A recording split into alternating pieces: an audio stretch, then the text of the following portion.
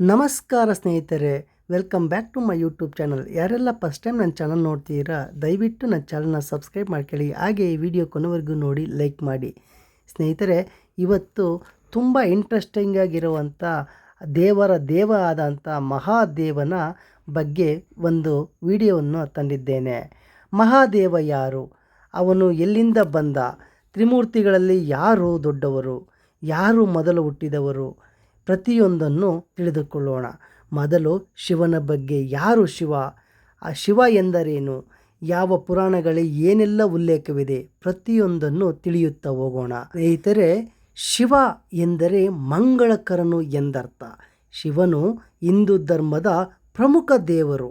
ಶಿವನು ತ್ರಿಮೂರ್ತಿಗಳಲ್ಲಿ ಒಬ್ಬನಾಗಿದ್ದಾನೆ. ಶೈವ ಸಂಪ್ರದಾಯದ ಸರ್ವೋಚ್ಚ ದೇವರು ಇವನು. ಶಿವನು ಜಗತ್ತು, ಸೃಷ್ಟಿ, ರಕ್ಷಣೆ ಮತ್ತು ಪರಿವರ್ತನೆಯ ದೈವನಾಗಿದ್ದಾನೆ. ಇವನು ಅರ್ಧನಾರೀಶ್ವರ ತತ್ವಕ್ಕೆ ಬದ್ಧನಾಗಿ ಪುರುಷರಷ್ಟೇ ಸ್ತ್ರೀಯೂ ಸಹ ಕೂಡ ಶಕ್ತಿಶಾಲಿ ಎಂದು ಪ್ರತಿಪಾದಿಸಿದ್ದಾನೆ. ಶಿವನು ಶಾಂತ ಮತ್ತು ರೌದ್ರ ಸ್ವರೂಪನೂ ಆಗಿದ್ದಾನೆ.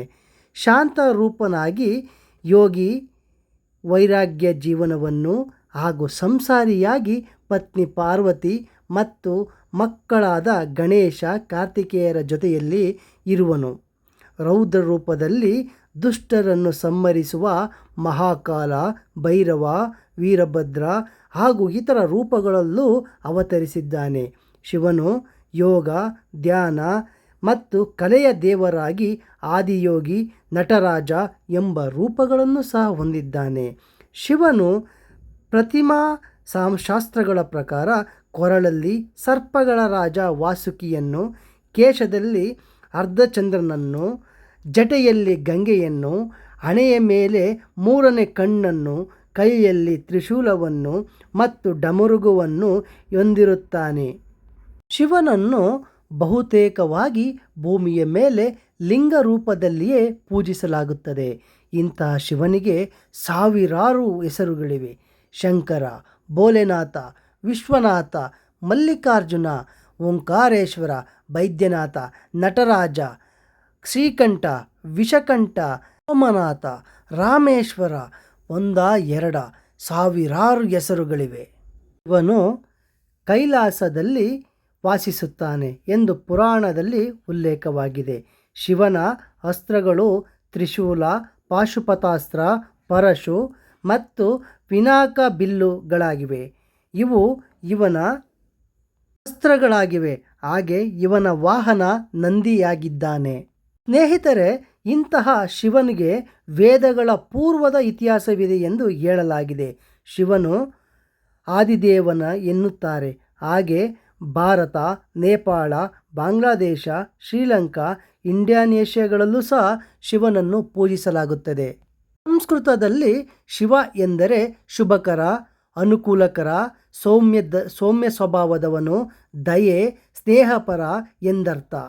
ಜಾನಪದದ ಮೂಲಗಳ ಪ್ರಕಾರ ಶಿವ ಎಂದರೆ ಇವರಲ್ಲಿ ಎಲ್ಲವೂ ಅಡಗಿದೆ, ವ್ಯಾಪಕತೆ, ಮತ್ತು ವಾ ಎಂದರೆ ಕೃಪೆಯ ಸಾಕಾರ ಎಂಬುದಾಗಿದೆ. ಋಗ್ವೇದದಲ್ಲಿ ಶಿವ ಎಂದರೆ ರುದ್ರ ಹೆಸರಿನಲ್ಲಿ ಬಳಸುತ್ತಿದ್ದರು ಎಂದು ಹೇಳಲಾಗುತ್ತದೆ. ಶಿವ ಎಂದರೆ ಮುಕ್ತಿ ಅಥವಾ ಅಂತಿಮ ವಿಮೋಚನೆ, ಶುಭದಾಯಕ ಎಂದರ್ಥ. ಶಿವನನ್ನು ಸೃಷ್ಟಿಕರ್ತ, ಪುನರುತ್ಪಾದಕ ಮತ್ತು ದುಷ್ಟ ವಿನಾಶಕ ಎಂದು ಕರೆಯಲಾಗುತ್ತದೆ. ವಿಷ್ಣು ಸಹಸ್ರನಾಮದಲ್ಲಿ ಶಿವ ಎಂದರೆ ಶುದ್ಧ ಪ್ರಕೃತಿಯ ಮೂರು ಗುಣಗಳಾದ ಸಾತ್ವಿಕ, ರಜಸ್ ಮತ್ತು ತಮಸ್ ಎಂದು ಕೂಡ ವ್ಯಾಖ್ಯಾನಿಸಲಾಗಿದೆ. ಶಿವನ ಅತ್ಯುತ್ತಮ ಹೆಸರು ಮಹಾದೇವನೆಂದು.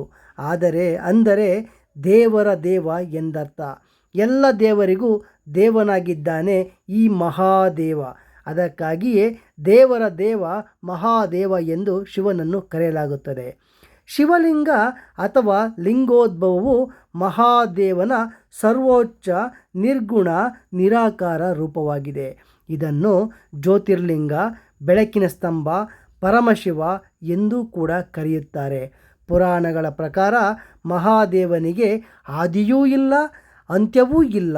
ಶಿವಲಿಂಗಕ್ಕೆ ಆರಂಭವಿಲ್ಲ, ಅಂತ್ಯವೂ ಇಲ್ಲ. ಒಂದು ದೈವಿಕ ಸ್ತಂಭವಾಗಿದೆ. ಇದರಿಂದಲೇ ಜಗತ್ತಿನ ಸೃಷ್ಟಿ, ರಕ್ಷಣೆ ಮತ್ತು ವಿನಾಶ ನಡೆಯುವುದು ಎಂದು ಹೇಳಲಾಗುತ್ತದೆ. ಮಹಾದೇವ ನಿರಾಕಾರ, ನಿರ್ಗುಣ ರೂಪ ಎಂದು ವರ್ಣಿಸಲಾಗಿದೆ.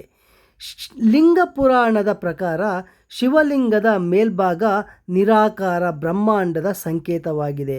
ಕೆಳಭಾಗ ಪೀಠ ಅಥವಾ ಗದ್ದುಗೆ ಆಗಿದೆ. ಇದೇ ರೀತಿ ಸ್ಕಂದ ಪುರಾಣದಲ್ಲಿ ಸಹ ಅಂತ್ಯವಿಲ್ಲದ ಆಕಾಶವು ಲಿಂಗವಾಗಿದೆ, ಭೂಮಿಯು ಅದರ ಆಧಾರವಾಗಿದೆ. ಸಮಯದ ಅಂತ್ಯದಲ್ಲಿ ಇಡೀ ಬ್ರಹ್ಮಾಂಡ ಮತ್ತು ಎಲ್ಲ ದೇವರುಗಳು ಅಂತಿಮವಾಗಿ ಲಿಂಗದಲ್ಲಿ ಲೀನಲಾಗುತ್ತಾರೆ ಎಂದು ಉಲ್ಲೇಖಿಸಲಾಗಿದೆ.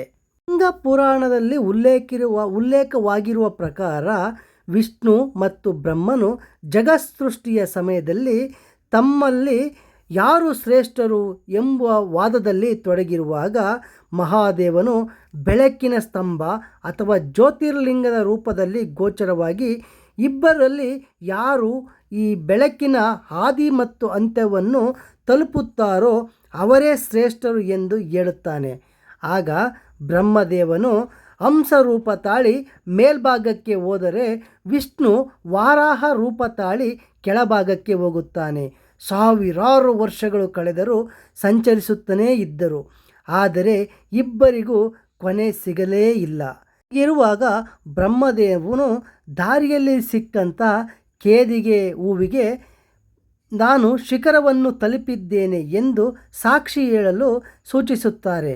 ಹಾಗೆ ಹಿಂದಿರುಗಿ ಬರುತ್ತಾರೆ. ವಿಷ್ಣುವಿಗೆ ಕೊನೆ ಸಿಗದೆ ನಿರಾಶನಾಗಿ ಹಿಂದಿರುಗುತ್ತಾನೆ. ಮರಳಿ ತಾವು ಮೊದಲಿದ್ದ ಜಾಗವನ್ನು ತಲುಪುತ್ತಾರೆ. ಬ್ರಹ್ಮನು ಮೇಲ್ಭಾಗದಲ್ಲಿ ಶಿಖರವನ್ನು ತಲುಪಿದ್ದೇನೆ, ನನಗೆ ಕೊನೆ ಸಿಕ್ಕಿದೆ ಎಂದು ಹೇಳುತ್ತಾರೆ. ಇದಕ್ಕೆ ಸಾಕ್ಷಿಯಾಗಿ ಕೇದಿಗೆ ಹೂ ಇದೆ ಎನ್ನುತ್ತಾರೆ. ಆದರೆ ವಿಷ್ಣು ತನ್ನ ಪರಾಜಯವನ್ನು ಸ್ವೀಕರಿಸುತ್ತಾನೆ. ಶಿವನು ತನ್ನ ನಿರಾಕಾರ ರೂಪದಿಂದ ಸುಗುಣ ರೂಪಕ್ಕೆ ಅವತರಿಸಿ ಬಂದು ಬ್ರಹ್ಮನು ಸುಳ್ಳು ಹೇಳಿದ್ದಕ್ಕಾಗಿ ಅವನಿಗೆ ಮತ್ತು ಕೇದಿಗೆ ಹೂವಿಗೆ ಪೂಜೆಗೆ ಅನರ್ಹರು ಎಂಬ ಶಾಪ ನೀಡುತ್ತಾನೆ. ಆದ್ದರಿಂದಲೇ ಬ್ರಹ್ಮದೇವನನ್ನು ಭೂಮಿಯ ಮೇಲೆ ಅಷ್ಟಾಗಿ ಪೂಜಿಸುವುದಿಲ್ಲ ಎಂದು ಹೇಳಲಾಗುತ್ತದೆ. ಹಾಗೆ ಕೇದಿಗೆ ಹೂವನ್ನು ಎಂದೂ ಸಹ ಶಿವನ ಪೂಜೆಗೆ ಬಳಸಲಾಗುವುದಿಲ್ಲ. ಹಾಗೆ ವಿಷ್ಣುವಿನ ಪ್ರಾಮಾಣಿಕತೆಗೆ ಶಿವನು ತನ್ನ ಸರಿಸಮನಾದ ಸ್ಥಾನದ ವರವನ್ನು ನೀಡುತ್ತಾನೆ. ಅವರಿಬ್ಬರಿಗೂ ತಮ್ಮ ಜನ್ಮವು ಈ ಜ್ಯೋತಿರ್ಲಿಂಗದಿಂದಲೇ ಆಗಿದ್ದು ಎಂದು ಮನವರಿಕೆ ಮಾಡಿಕೊಡುತ್ತಾರೆ. ಹಾಗೆಯೇ ಜಗತ್ತಿನ ಸೃಷ್ಟಿಯನ್ನು ಬ್ರಹ್ಮದೇವನಿಗೆ ಹಾಗೂ ಪಾಲನೆಯ ಹೊಣೆಯನ್ನು ಮಹಾವಿಷ್ಣುವಿಗೆ ನೀಡಿ ಅದರ ಜ್ಞಾನವನ್ನು ಸಹ ನೀಡುತ್ತಾನೆ ಮಹಾದೇವ. ಶಿವನು ಆದಿದೇವನಾಗಿದ್ದಾನೆ. ಆದಿದೇವನಾದ ಶಿವನು ಜಗತ್ತಿನ ಸೃಷ್ಟಿಯ ಜವಾಬ್ದಾರಿಯನ್ನು ಬ್ರಹ್ಮದೇವನಿಗೆ, ಅದರ ಪಾಲನೆ ಪೋಷಣೆ ಜವಾಬ್ದಾರಿಯನ್ನು ನಾರಾಯಣನಿಗೆ ಕೊಡುತ್ತಾನೆ. ಹೀಗೆ ಅವರಿಬ್ಬರೂ ಸಹ ಜ್ಯೋತಿರ್ಲಿಂಗದಿಂದಲೇ ಉದ್ಭವವಾದರು ಎಂಬ ಉಲ್ಲೇಖಗಳಿವೆ. ಹೀಗೆ ಜಗತ್ತಿನ ಸೃಷ್ಟಿಯನ್ನು ಮಾಡಿ ಮಹಾದೇವನು ಅದನ್ನು ಲಯನೂ ಮಾಡುತ್ತಾ ಸಮಾಂತರವಾಗಿ ಇರುವಂತೆ ನೋಡಿಕೊಳ್ಳುತ್ತಾನೆ. ಅದಕ್ಕಾಗಿಯೇ ಮಹಾದೇವನನ್ನು ದೇವರ ದೇವ ಎಂದು ಕರೆಯಲಾಗುತ್ತದೆ.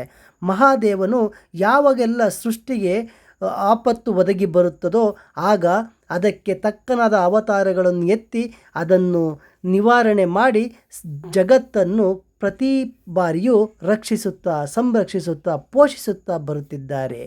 ಇಂಥ ಮಹಾದೇವನ ಬಗ್ಗೆ ಹೇಳುತ್ತಾ ಹೋದರೆ ದಿನಗಳು, ವರ್ಷಗಳು ಆದರೂ ಕಳೆಯುವುದಿಲ್ಲ.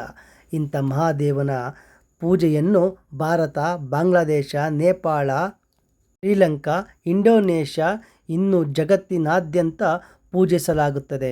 ಮಹಾದೇವನನ್ನು ಭೂಮಿಯ ಮೇಲೆ ಲಿಂಗ ರೂಪದಲ್ಲಿಯೇ ಬಹುತೇಕವಾಗಿ ಪೂಜಿಸಲಾಗುತ್ತದೆ.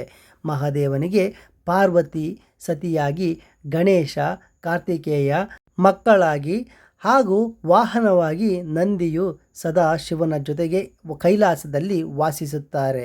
ಇಂಥ ಮಹಾದೇವನು ಕಾಲಕ್ಕೆ ತಕ್ಕಂತೆ ಬೇರೆ ಬೇರೆ ಅವತಾರಗಳಲ್ಲಿ ಜಗತ್ತನ್ನು ರಕ್ಷಿಸುತ್ತಾ ಬಂದಿದ್ದಾನೆ. ಹೀಗೆ ಮಹಾದೇವನು 12 ಜ್ಯೋತಿರ್ಲಿಂಗಗಳಾಗಿ ಭಾರತದೆಲ್ಲೆಡೆ ನೆಲೆಸಿದ್ದಾನೆ.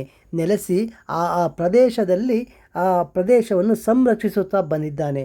ಅಂಥ 12 ಜ್ಯೋತಿರ್ಲಿಂಗಗಳು ಯಾವುವೆಂದರೆ, ಮೊದಲನೆಯದ ಜ್ಯೋತಿರ್ಲಿಂಗವು ಶ್ರೀ ಸೋಮನಾಥ ಜ್ಯೋತಿರ್ಲಿಂಗ.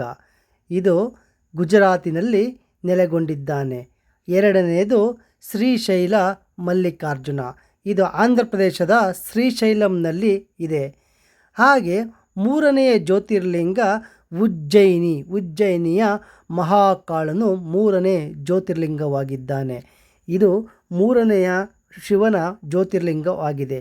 ನಾಲ್ಕನೇ ಜ್ಯೋತಿರ್ಲಿಂಗ ಓಂಕಾರೇಶ್ವರ ಜ್ಯೋತಿರ್ಲಿಂಗ ನಾಲ್ಕನೆಯ ಜ್ಯೋತಿರ್ಲಿಂಗವಾಗಿದೆ.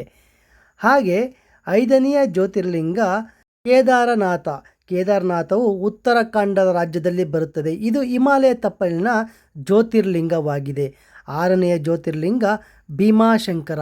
ಇದು ಮಹಾರಾಷ್ಟ್ರದಲ್ಲಿ ಬರುವಂಥ ಜ್ಯೋತಿರ್ಲಿಂಗವಾಗಿದೆ.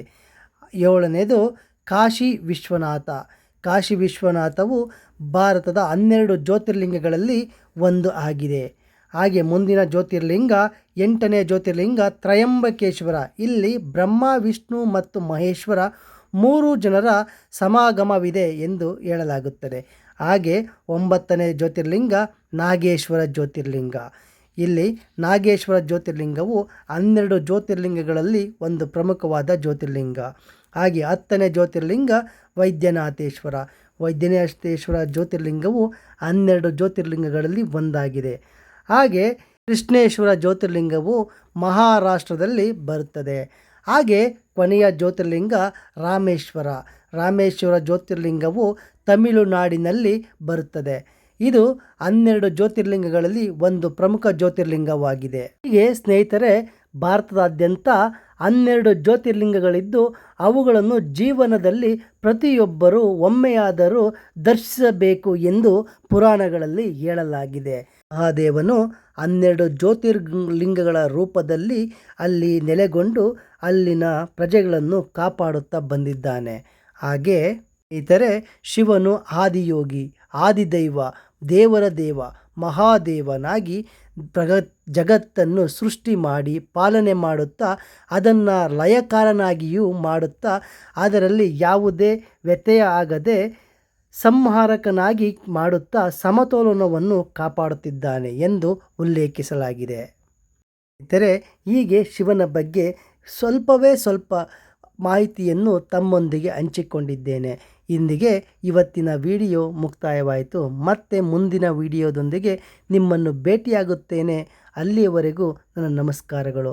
ಹಾಗೆ ಸ್ನೇಹಿತರೆ, ಯಾರೆಲ್ಲ ಇನ್ನೂ ನನ್ನ ಚಾನಲನ್ನು ಸಬ್ಸ್ಕ್ರೈಬ್ ಮಾಡಿಕೊಂಡಿಲ್ಲ, ದಯವಿಟ್ಟು ನನ್ನ ಚಾನಲ್ ಸಬ್ಸ್ಕ್ರೈಬ್ ಮಾಡ್ಕೊಳ್ಳಿ. ಹಾಗೆ ಈ ವಿಡಿಯೋ ನೋಡಿದ್ದಕ್ಕಾಗಿ ನಿಮ್ಮೆಲ್ಲರಿಗೂ ಧನ್ಯವಾದಗಳು. ನಿಮಗೆ ಆ ಮಹಾದೇವನ ಕೃಪೆ ಸದಾ ಇರಲಿ ಎಂದು ಕೇಳಿಕೊಳ್ಳುತ್ತಾ ವಿಡಿಯೋ ಮುಗಿಸುತ್ತಿದ್ದೇನೆ.